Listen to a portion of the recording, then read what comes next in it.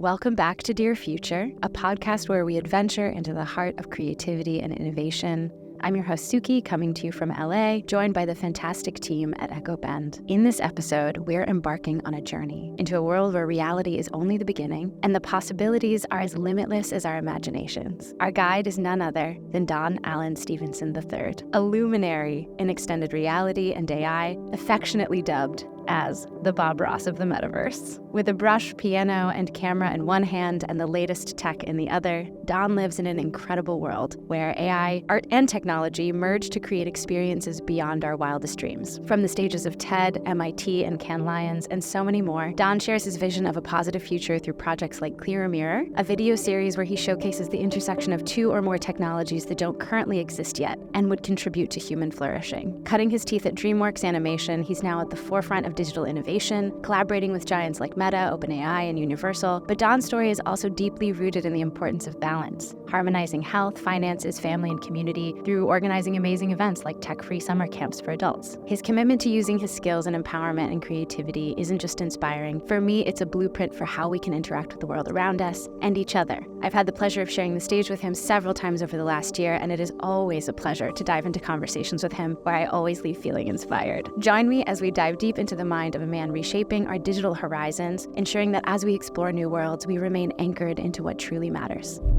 This idea that everything's been done before can be challenged. I've been dreaming of a computer like this my whole life. It really made me think more about how our brains work. It's not coming from anywhere else. It's only coming from us. Dear Future. Thank you for joining us, Don. That was really kind. Oh my goodness. I'm so happy to be here. It's so great to have you here. I really feel like so many of our conversations in the past have been sort of mediated by kind of presentation mode to others. And it's so nice to have a space where we can just go into what you've been thinking about, what you're working on, and like a much more, I don't know, just an interesting container to hear like what's happening in the mind of Don today. Right. Yeah, because like every other time that we've been chatting mostly has usually been like on a stage or something. So it'll be Or cool at lunches. Oh yeah, that's a very good point. Yeah. So it'd be nice to have like a, one-to-one conversation, and I'm ready to, dive into anything. Before we get into what you're doing today, I really love talking with you about your family and growing up in a space of science and how your parents' work as scientists shaped how you saw the world. And so with the lens of technology, I want to explore what was your earliest relationship to technology and innovation, and how did that influence your upbringing? I think one of the earliest interactions with technology that I can remember was a computer, when I actually was able to use a computer before I could read. So I remember when the words on the screen were just characters, they didn't have meaning. It was like a 1994, like a early Windows machine. My dad got it the month that he learned about the internet, he got it. And then I was trying to play on that computer. And I think I broke that computer because I couldn't read the words that said, "It is now safe to turn off the computer." Wow. And so your parents, though, also shaped kind of how you thought about experimentation. And I want to know a little bit about sort of the early shape of your childhood around experimenting and what you felt innovation was growing up. So yeah, my dad, he's got a chemical engineering background. So we had actual microscopes in the garage that we would use. So a lot of times I'd go find something on a hike outside, like a little rock, and then come home and look under a nice microscope of that thing. And then he would teach me about the world that way. I had a magnifying glass, and I would learn how to use that. And there's a lot of science instruments just on this little workbench in our garage. And then my mom, she's not a science background, but she's a clinical social worker. And so she has really good emotional intelligence, EQ. And so she kind of helped balance not going too sciencey with things, but all, bringing back the humanity and things. So, between them, I feel like I really lucked out. I had a deep science brain and then a deep emotional brain, and those were my parents. That's amazing. I can see it in the work you're doing today. And one of my sort of questions that I've been asking a lot of people is, what were the earliest indications of the kind of work you're doing today? What are your earliest memories of being curious about or playing with some of the themes you're dabbling in now? Yeah, actually, I think it's a children's book that I was read to a lot, and it was my favorite children's book growing up, called Harold and the Purple Crayon. And the idea of it is Harold is this little character who has a magical purple crayon, and for every problem that he faces in his life, he can draw a solution to that problem. So if he's sinking in water, he would just draw a boat. and then all of a sudden he's floating. Or if he was hungry and he wanted to feed other forest animals, he would just draw food and then he could feed the moose that was hungry. And that book, I think for me, was probably the biggest influence. I saw myself as Harold in that piece. And even now today, working in augmented reality, where it's like I do create something and then it becomes physical or a reality, or I make something and I 3D print it. For me, it feels like an extension of that Harold and the purple crayon. My purple crayon is maybe just like the digital equipment I would use, but I think that's like the most one-to-one I could think of. Wow. It's so cool to feel how these like very whimsical childhood dreams manifest in these sort of adult containers. What are the different kinds of purple crayons you have? What are the different colors of the crayons that you wield today? What are the tools that you engage with? What are the genres that you play in? Just to give us a little bit of an understanding of the artistic world and technological worlds that you span. The purple crayon is kind of probably has lots of different colors and shades now. And so I have some for like the 3D world. So that's using software like Cinema 4D and Substance Painter, Blender, Houdini, Maya. I actually like make music. So I play piano and drums and use like Reason Studios is one of the software I use for that. I've been using since I was in 6th grade. Another one is kind of illustration, using tools like Procreate, 3D modeling work in VR, using tools like Gravity Sketch and AR Core. I guess it really just depends on which crayons needed to be used. I had to learn all those tools when I was teaching at DreamWorks, I would teach all of our software to our artists. That was my job for like 3 years. Wow. So it's literally been your path to learn and teach others. Yeah. Which is such a unique way of entering into these different artistic fields, much more as like the bringer of the tools. Like you're like bringing fire to all of the artists, being like, okay, here's how you can do this. How has your own artistic voice been shaped by using these different tools? Oh, I mean, for now, like I feel like there's no barrier between me communicating something I see in my head and depicting it in a form that can be understood by others, because there's a tool for it. So if I want to visualize something, I can. If I want to create audio out of that, I can. And then now with 3D printing, you can feel the stuff, tangible. It could be tactile. There's no limitation. You can make anything in any medium. Maybe what I'm looking forward to is when we could just communicate through technology, almost telepathically, which I feel like is really, really close, way closer than I thought, where we could just send ideas, images, concepts, brain to brain. That's so crazy. And I have so many questions about it. But before we get into the philosophical balloon of what does this mean for artistry, right, which I want to put a pin in. Sure. Like the idea of communicating telepathically one's like vaporous substance of an idea into someone else's mind or someone else's world, that is going to shift so many things in terms of how we think about creativity and how we value it. And I want to get into what that looks like with the tools you're using, with the projects you're working on. So can you tell me about some of the specific projects that you are working on, things that you're building? What is in your Mary Poppins bag? Ooh, you got it. I mean, I have some stuff that I brought here. So okay, yeah, so this is like a shoe that I made. Okay, it's made out of PLA plastic. So cool. And I 3D printed it at home, and so I 3D modeled this by first scanning my foot. So I used the app Polycam to do a 3D scan of my foot. I then took that scan of the foot and then I scanned a shoe that actually fits me really comfortably, like Crocs. I actually scanned this Croc that I'm actually wearing today is the base mesh for that formation. So let's see. Yeah, so this is why I scanned my foot and I made sure that my foot scan could fit virtually into the shoe scan. And then once it did, I got rid of all the kind of things that I didn't like about the branding of the Crocs shoe. Yeah. And then started to 3D model my own forms. I used a program called Cinema 4D, and there's an algorithm called a Voronoi fracture.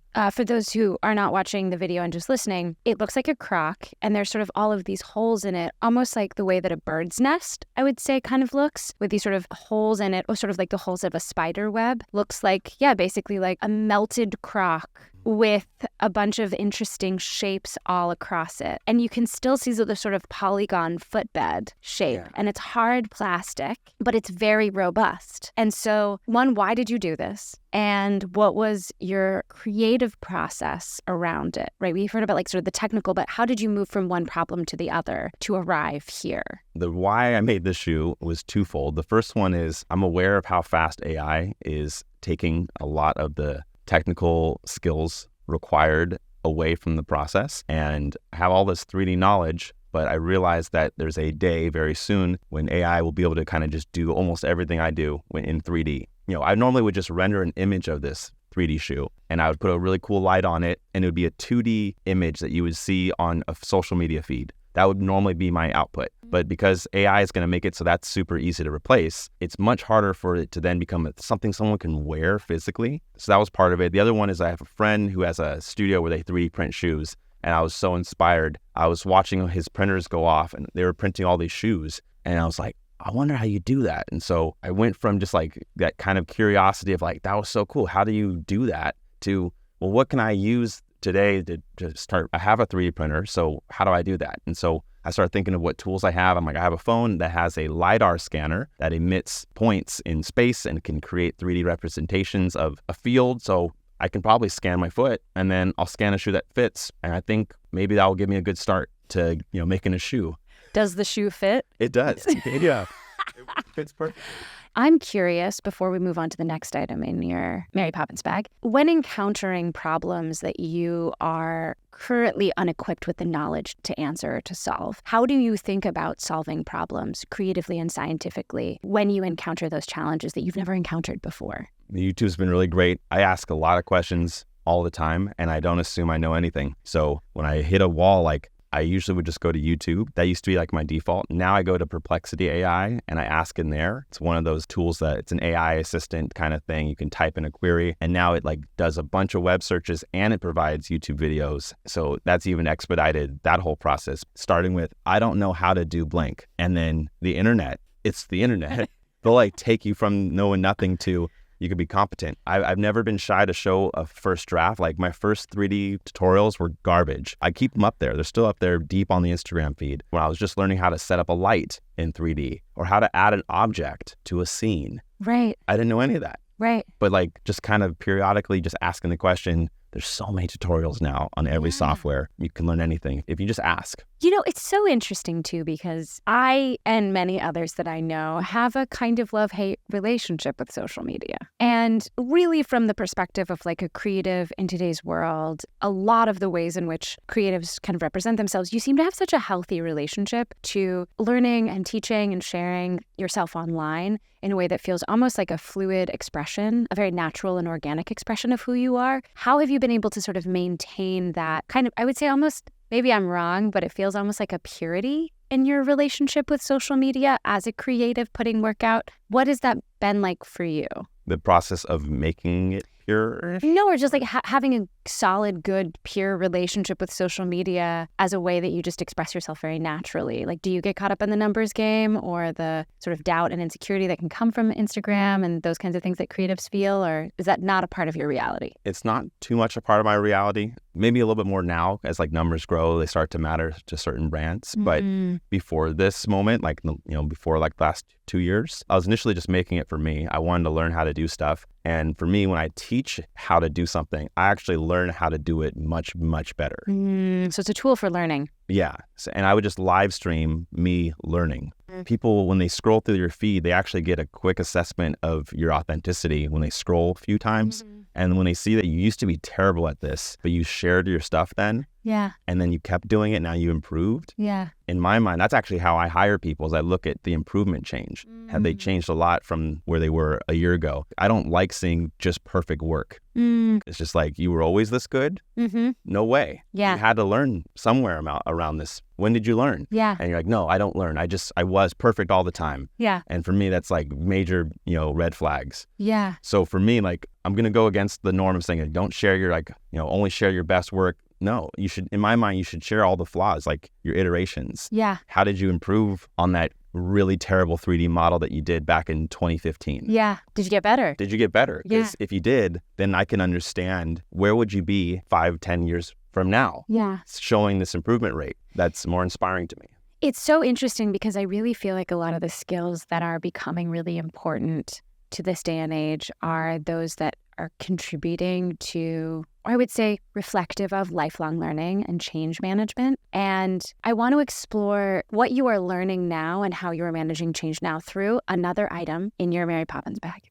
You got it. What's another gadget or gizmo that you are playing with right now, and how are you managing the changes that are coming about through that technology maybe, and what are you learning about with that gadget or gizmo? I got some exciting gadget.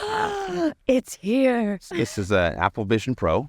Here it is. And I know a lot of people are using it for vanity right now, but I want to first put a disclaimer that you can actually create and do a lot of cool stuff, like create things that you can never create before and design things you've never been able to design before with it. So this is one of those tools that I've been dreaming of a computer like this my whole life, ever since I've been getting into like augmented reality. Yeah. And the reason why I've been dreaming of this is multiple reasons, but one of them is it's a computer that kind of can like live anywhere. So in this box, they have a battery and a wire that's attached, and then they have a headset and it has a cover on it. But yeah, so in this device, like you can animate in the air. You can draw in the air and animate. You can 3D model in here. You can build things by pinching gestures. So I made a robot character that I animated in Cinema 4D, gave it bones so it can move, and then I have its eyes animated so the eyes look around, and this thing tracks to my hand. So as I move my hand, it's a little floating drone robot with a cute little face. So cute. And it sticks around, and so I can use that as like a vehicle, a vessel for doing storytelling. So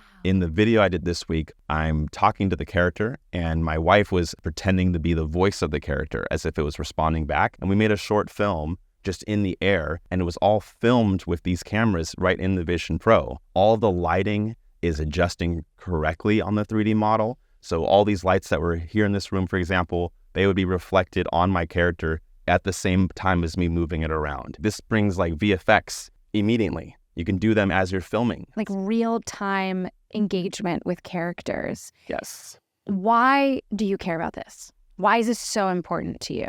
Well, for me, it's to help deal with the volume of content that's going to be needed for people to like care about stories moving forward in the future. I think if it takes people too long to get a story out, maybe a lot of the mass market may not care about it at all. They've already moved on by the time you finished. So for me, it's like being able to tell stories on the go. I don't write like the stories out very much. I kind of just improvise. Yeah. And so it'd be so much easier for me to be able to improvise on the spot and also be doing the VFX on the spot and being able to write it on the spot. Normally, I have to pretend like I'm seeing something there when I record the Clear Mirror episodes. Right. And then I later go and 3D track all the frames. And then I take that data and send it to my 3D program and reconstruct all the shadows and all the lighting. And then I have to 3D mock up the character. There's like just hours and hours and hours of work for me to have characters to talk, to interact with. Whereas now if I make them up front, make the character in the beginning and then just bring it in as an asset, it's suddenly there. Wow. And so in the work that you're making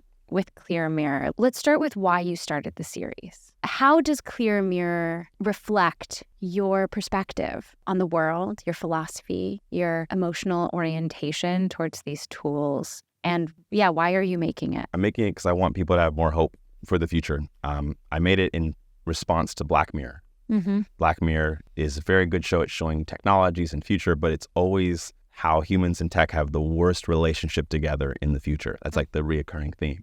So I made Clear Mirror to have humans and technology in the future with a healthier relationship. So the goal of Clear Mirror is to have a conversation starter or an anchor that people can reference. And I encourage people to, like, when they see positive tech out there, to call it Clear Mirror just so I can see it and be like, oh my God, that's a great use of tech.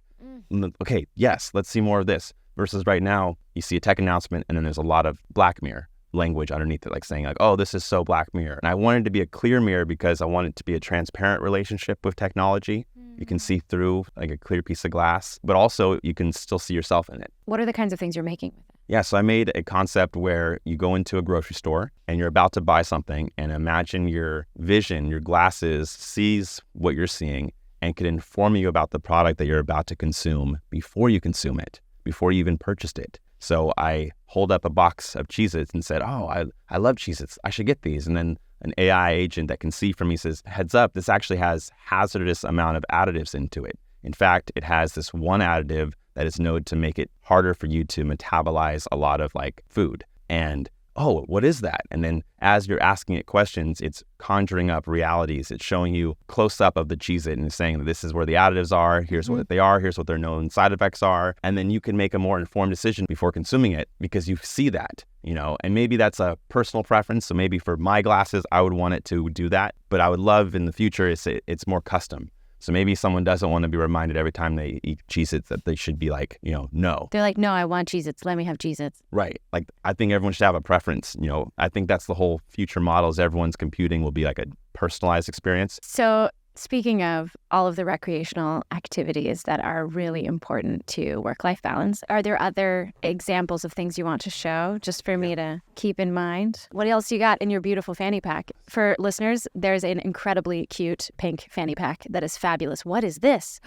There's these Meta Ray-Bans. Is this what this is? Yeah. Meta Ray-Bans. So these are my the gosh. Ray-Ban. I'm going to put them over my glasses. It's going to look really cute. Yeah, give it a go. Whoa. Oh, yeah. So you hear audio playing. You hear audio playing and it goes battery 100%. Wow, that's so interesting. And beeping. Do you hear it too? No, I can't hear it. But I'm familiar with it from putting it on. So many times. But what? So nobody can hear around you? They can if they're like a foot away from you. But not like 2 feet. Yeah.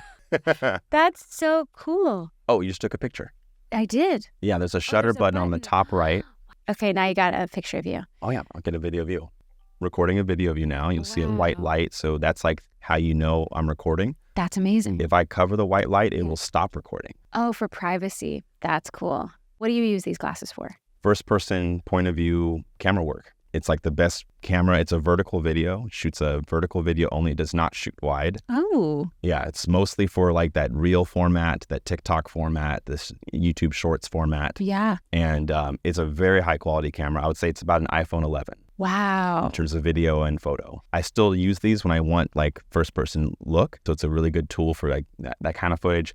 It also has like microphones in here. It's 5 mics and it's extremely directional. And when you listen back to audio that's recorded on this with headphones, it really, you know exactly where audio was coming from in the room. It's very clear, like someone making a rustling sound over there or a chuckle over there. It's the most directional audio I've ever played back afterwards. Because like normal phones, they have maybe 1 or 2 mics. Yeah. But when there's 5 mics and it knows the distance of your head Yeah. as, you know, being interfering with that, Right. it's very good audio. Okay. But yeah, that's about all the, All the gadgets and gizmos? that's all the gadgets. Okay, so with this spread of gadgets and gizmos that you use every day, how would you describe this era of creativity to your younger self? I would tell my younger self that you'll soon be able to do entire studio work by yourself. You may not need a studio to do whatever creative idea you had. You'll have tools that you could do the whole pipeline by yourself and it would look good. And what do you think, projecting into the future now,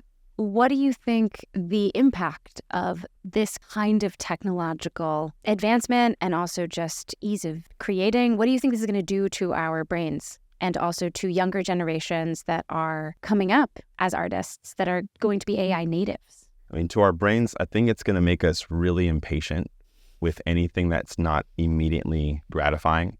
So that's the one negative side. I don't like slow production anymore because in my mind, I should be able to just puppeteer it right now with my headset. And then I should have a video that's ready to go online as soon as it's done being recorded. Wow. So that's kind of maybe reduced my level of patience with, you know, if someone says the VFX pipeline is going to take a week, I would say, no, it's not. They should be able to be done as we're recording. Wow. So it might just they might have this expectation that things should just be done instantly.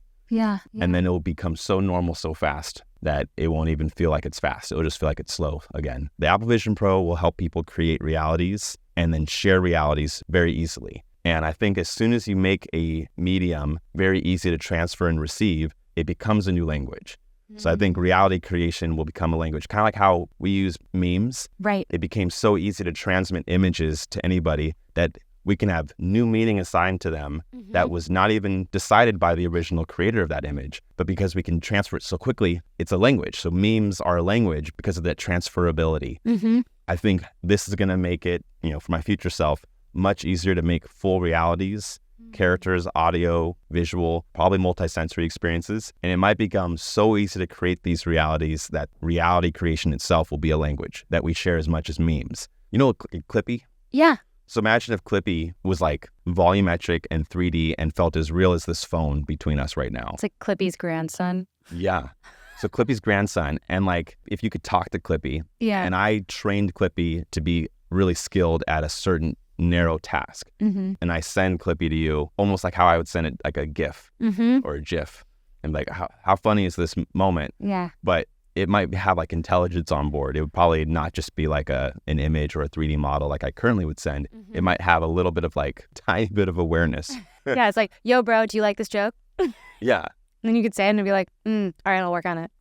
I seriously think that's going to happen. Wow. Okay. So, yeah, I mean, there's a lot of considerations in terms of preparing for that reality. Yeah. And this is something that I brought up with a few other people I've had on the show is it can feel like there's a lot of thrash. Like, right, there's a lot of possibilities that are almost moving so quickly. How do you maintain a sense of groundedness in this moment of so much change? What do you do to recharge, to reconnect, to put your feet on the ground while the world feels like it's moving so fast? Rescue dogs. Get rescue dogs. We got rescue dogs at our house, and they need to be taken outside all the time, every day, multiple times a day. That has been my secret hack to like being deep in these reality creations and AI stuff. Oh, but my dogs have to go outside every 3 hours.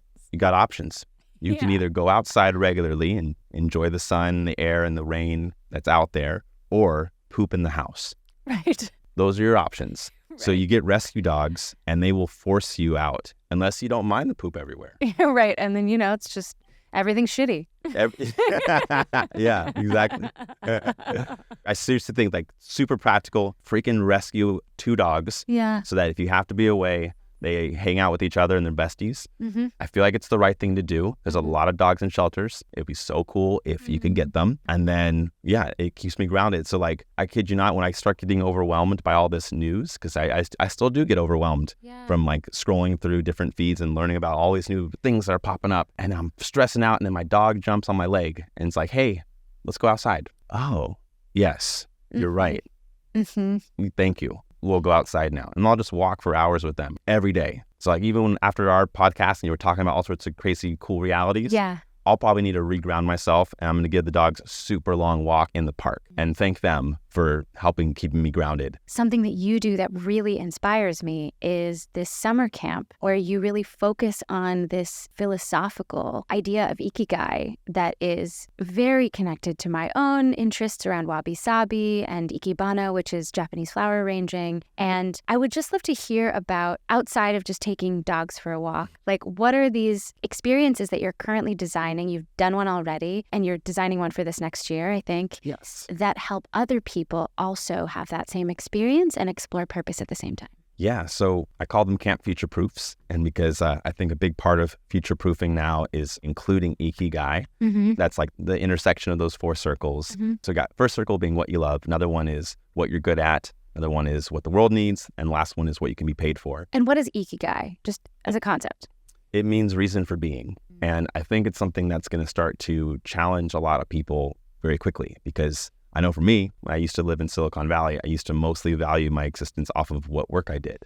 Not very healthy and not very holistic. It was in my mind, it's like 1/4 of the equation. Yeah. But at the time, it was taking up 100% of the equation. So that meant if I lost my job or something, I would be devastated because my reason for being was work. So since I think, AI is going to, do a lot of scary things and cool things and everything in between, if people's identity is just tied to their work, it's going to get really disrupted very soon. So the idea of ikigai is kind of having your reason for being not just be your work, but also including what you love doing, what brings you joy, what the world needs, and like what you're good at. Mm-hmm. Adding all these other dimensions, I think, makes it more future-proof. Then your identity is more future-proof. Mm-hmm. You're not going to be devastated if you lose your job, because what if you have the other 3? Mm-hmm. Oh my goodness, you have 75% of everything, even if you didn't have a job. So with Camp Future Proof, had it in Santa Cruz Mountains last year in June, and I had a bunch of people. I had about 20 people come. Some people flew in from different countries. People drove in from different states. And we essentially focused on ikigai for like 2 nights in the camp. We had a really cool campground and a log cabin, separate cabins for everybody. And we had food, and we had incredible sound baths and meditation. We had a workbook that we focused on filling out throughout the few days. And had activities that helped. Our whole goal was helping people find their ikigai throughout the activities. And so we'd like walk up a hill together that was like really challenging. And then at the top, we all would spend like 15 minutes in silence journaling. And then afterwards, we'd all come in a circle and reflect together around what did we just learn about ourselves. And the amount of like connection that we all felt with each other after having these shared activities and experiences, I cried, they cried, we all cried, and it felt good. I chose a spot with the worst Wi-Fi possible to dissuade myself and my very usually tech-focused group from doing that. We had to engage with each other. I chose the mountains in a spot that if you're bored, well, there's humans around. So it was also to address the epidemic of loneliness that we're facing, where people are spending more and more time in isolation away from each other, especially after a pandemic. It's gotten worse. So the idea is bringing humans together in these shared activities, having in-person, face-to-face interaction, while also learning about your purpose beyond just your work. That was the whole focus. And it's like totally opposite of all the stuff I'm showing here, which is very technology. And I guess this is what I do for a living, but I only can do it because I'm also balancing the long term, which for me is more of that community building. And I would love to not just have one event a year. I would like to have future-proof days where they're just single things. And this year is going to be more around service. I'm not particularly religious, so that's not really the angle I'm coming from, but I would like us to focus more on what the world needs out of the 4 circles. I think we focused a lot on the other 2 circles of the Ikigai last year, and this one would be more on adding more of that, what does the world need? And so I was thinking, still workshopping this with my team, we're going to do like a beach cleanup as part of the day. So like we're gathering together as a community, we're having meals together, we're reflecting, but then we're also going to go and like do something in a real physical community as a service. And if that could become a culture, then I wouldn't be as concerned when AI kind of continues to expand, because our whole identities wouldn't just be tied up in what we do for work. And also what we're getting from the world. It's also based on what we're giving. Yeah, I think it's a very scalable model because everyone I know so far lives at least near a community. And like that's already a huge start. And the isolation that we experience, I think, is more of a construct in our head. And like it can be broken down over time if we give ourselves like a chance to socialize again. I was overwhelmingly crying at the event the last day, like when we were like wrapping up. I was not expecting that. I was like sobbing. I could barely talk. I was just like, I love you guys so much. Thank you for coming to Camp Future. You have no idea how much this means to me. I did not know. I had like so much emotion that I think had been like suppressed. It just felt so good. Like 2 people flew out from London to come to California. We had folks come from Hungary. Wow. And it was just like, you came out here to reconnect with people. Like that's how much this is needed. Yeah. I only knew a lot of them from their icons on Instagram, their faces on Instagram, and some of them just have their artwork as their Instagram image. Right. So I only knew them from their artwork. From their avatars. From their avatar. Their 2D representation of an avatar is all I knew a lot of them from who came, which was such a trip because like I've talked to a lot of them in the DMs for years. Yeah. And then you see them in person, you're like, oh my God, you're a person? Yeah, you're not a little blob in a box. You are like a full flesh and blood experience. And hugs, you've never felt a hug through like an avatar. Yeah. Yet. Yeah. Maybe in the future with like haptics and stuff. But for now, it was like, oh my God, I recognize you from that's your same name. Oh my God, hug. Yeah. And like you feel like the warmth and it's a person, whereas they're not just a screen anymore. They're not just characters and digits on a screen. So I definitely want more of those. I feel the same. One of the things that you and I share is like a love of, I think, community and desiring doing things together to solve problems. And one of the things that I experienced when I first met you is also your desire for impact and like really thinking about how you are designing the future yourself, how you are responsible for the future. And you told me the story of how you went to this event around AI and how you saw this list of all the possible consequences, the negative consequences of the impact of AI. And you told me that you were then inspired to make a list around combating each one of those different potential bad outcomes. And I wanted to ask, where are you with that list right now? Sure. So the list was at a talk called The AI Dilemma. And on the list was like all these possible ways this is going to go seriously wrong. And there was like reality collapse and fake automated cyber attacks and auto-generated hate and like all these kind of things. For me, I was like, okay, this is like a checklist. Like, how can I build with existing tools to do the opposite of all these problems? And one of them was being more human and authentic, which helped trigger the Camp Future Proofs. I'm like, okay, well, it's really hard to do fake cyber attacks if you know people in person. Very hard to do that. How do we deal with fake relationships? What if people had relationships that were real? Okay, check. And then I just kind of went down the list. I was surprised that the room wasn't realizing that a lot of the solutions are like kind of going, in some ways, going back to very basics for a lot of their problems. All their problems were predicated on this assumption that we remain the same society and that we don't have like any collective changes. But I think we could mitigate a lot of the harms if we adopted a slightly different society that kind of goes back to small community vibes. It's so interesting how it all goes back to tribe. These like small, intentional communities of people coming together to create something. The thing that I also fucking love about your story is that I think I share a kind of history with like adversity and seeing adversity as an opportunity. And I think that you are such an example of someone that takes adversity and takes challenge, even like physical limitations, and turns them into an asset and an opportunity. And so this is such a short amount of time that we have, but I'd love to hear more about how you've experienced physical limitations that then brought you into a space of innovation and creativity and seeing those challenges as opportunities. For me, like I have like an invisible disability. I have chronic nerve pain in the whole left half of my body. I have it right now. I have it yesterday. Had it like the last 16, 17 years. And so I can't use my left arm for very long without having a lot of pain. And it's just kind of firing, shooting pain kind of all the time. I was told that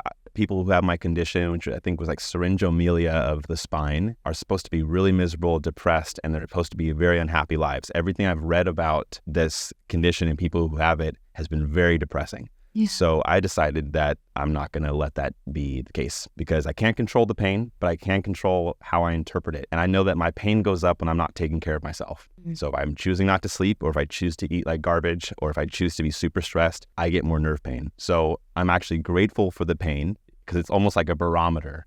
And it says, oh, you want more pain? Go ahead. Don't sleep tonight. Right. Watch what happens. Right. So then I'm like, okay, you're right, pain. Okay, I'll go to sleep. So in my mind, like I just had to flip in my head what the pain means, because before I was like, why me? This sucks. And I got worse. My pain went up significantly. But the moment I was like, you know what? What if this pain, what if it's just saying go to sleep? What if it's just a messenger? Bleep, bleep.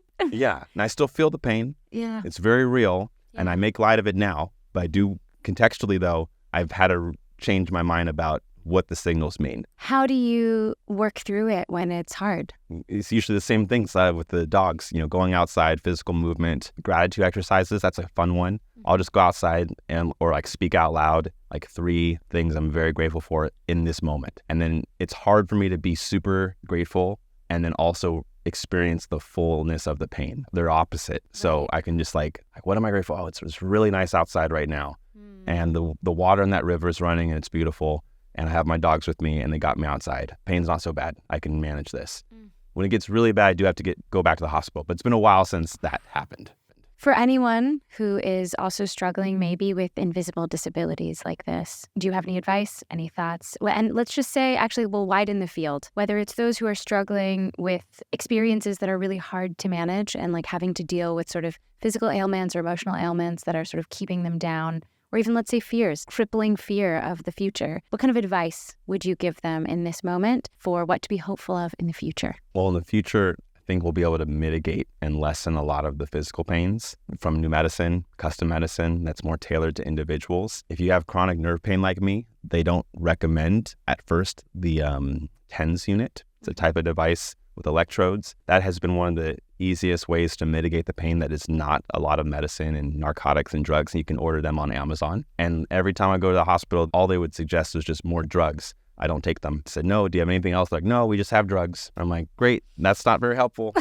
You're like, thanks, bro. Something else? Yeah. And so my mom, luckily, has been an advocate for me. She works in the hospital system. And she was the one who brought up to the doctors, what about a TENS unit? It's a non-invasive skin electrodes you put on, and then you turn dials to change the frequency of electric shocks and the rate. You can change the wavelength. And it's almost like a tuning fork. And if I tune the knobs to the right setting, it can significantly and instantly change my pain response to not receive that pain for a little bit. Wow. Doesn't heal you, doesn't fix anything. But when my pain's very high, having a TENS unit, it's like my last trick before, having to go for more serious help. I try not to use it every day because it works so well. I want to get used to trying to manage the pain without it. But if I was honest with how much pain I'm in, I would probably be wearing it every day, all the time. Yeah. The wires do get in the way and they get tangled. And that's always kind of fun. If you fall asleep with them, you'll get like a nasty shock or something. Oh, God. Not a horrible shock. I guess use comedy as my approach to dealing with nerve pain. Yeah. Is is taking a comedic lens, watch a lot of funny videos. Yeah. And that also helps lower my pain response. They never suggested going to a comedy show. Yeah. That's a great way to mitigate pain. You can't be in pain when you're laughing. That's great. I was like, the doctor, like there's so many practical things. TENS units, comedy shows, funny videos online. None of that was suggested. Oh, I also do acupuncture. Oh, great. Acupuncture helps. It usually helps during, but then as soon as all the needles are out, then I'm back to kind of my nerve problem. Yeah. But it's nice For the break. moment. Yeah, it's a nice relief. That's great. I Yeah. think there's so many people who struggle with this, and I think you're a really awesome advocate for all of that. So thanks for taking the time to share about it. Happy to share. Yeah. Is there anything else before we wrap up? I would love to know more about what you've been doing, but I guess this is your podcast where you learn about other people and stuff. Yeah. I'll just be on your podcast. Okay. And then we'll just trade questions. Perfect. Yeah. Oh, okay. That makes sense. Yeah. Thank you again for being on the show. Such a pleasure to have you. Thank you.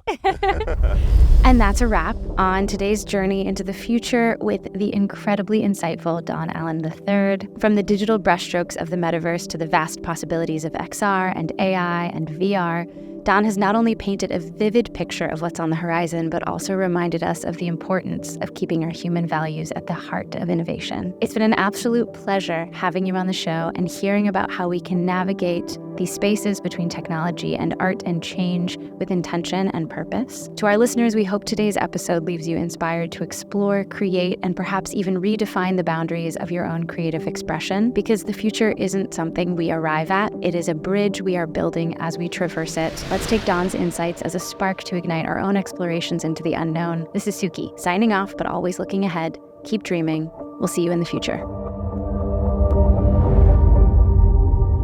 Dear Future.